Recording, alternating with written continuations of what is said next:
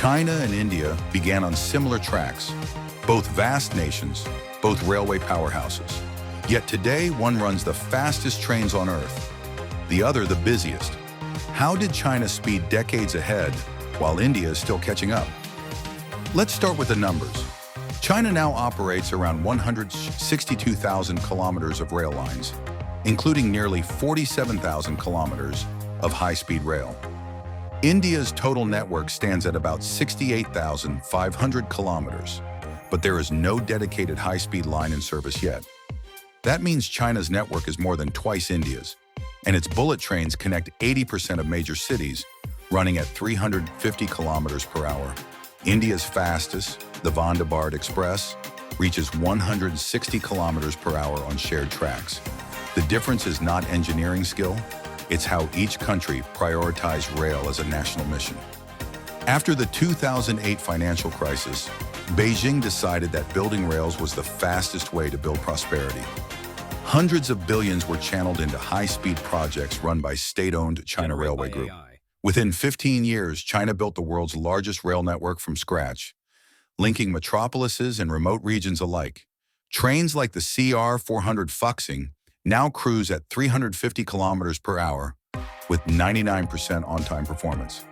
That discipline comes from central planning and single-window execution. No state-by-state negotiations. India's railways move over 8 billion passenger journeys every year, the most in the world, but nearly all of those run on a century-old network designed for colonial logistics, not modern speed. The government's priority has been affordability and reach. Passenger fares recover only about 53% of operating costs, with the rest subsidized.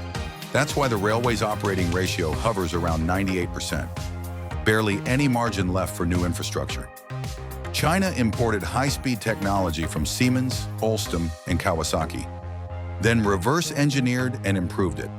Within a decade, it produced its own rolling stock and signaling systems. India's modernization is incremental. Electrification, track doubling, and semi-high-speed corridors. The Mumbai-Ahmedabad bullet train, built with Japan's Shinkansen tech, is finally under construction, but faces delays due to land acquisition and local consent. China's top-down system lets it build a 1,000-kilometer line in under 5 years. India's democracy makes every project a negotiation. China can build high-speed rail for about $17 to $21 million per kilometer, thanks to domestic materials and mass production.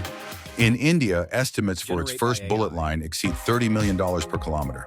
But look at returns. China's network moves 4.3 billion passengers annually, with average fares that cover costs and support expansion. India moves nearly double that number, yet earns less than half its cost back. That's why China's rails expand. India's rails struggle to break even. China constructed through mountains, deserts, and permafrost, using tunnels and viaducts that span entire valleys. In the Qinghai-Tibet Plateau, lines run over 4,000 meters above sea level. India faces different barriers: dense population, fragmented ownership, and protracted land laws. The result is a country where a 100-kilometer line can take a decade to build. A Chinese traveler buys a ticket on a super app, scans a QR code, and boards a train that feels like an aircraft on rails. Smart stations, facial boarding, and real-time AI traffic control keep delays below 2 minutes per trip. India's new Vande Bharat trains bring air-conditioned comfort and modern design. A massive leap for daily commuters, but they still share tracks with freight and slower services. China's high-speed rail reshaped its economy. Cities like Wuhan, Changsha, and Zhengzhou became major logistics hubs after the trains arrived. Property values soared, regional tourism exploded. For India, modernization is about inclusion, connecting villages to markets and boosting labor mobility. When India's bullet train corridors finally opened, they could link economic clusters from Mumbai to Delhi, just like Beijing to Shanghai. China treated railways as a symbol of national power, an engine for growth. India treats them as a lifeline, a service for every citizen. Two different visions: speed versus scale, profit versus people, central planning versus democratic consensus. One built the fastest trains on Earth, The other moves the most people on Earth. The tracks diverge, but both tell the story of Asia's rise, one of speed, the other of endurance.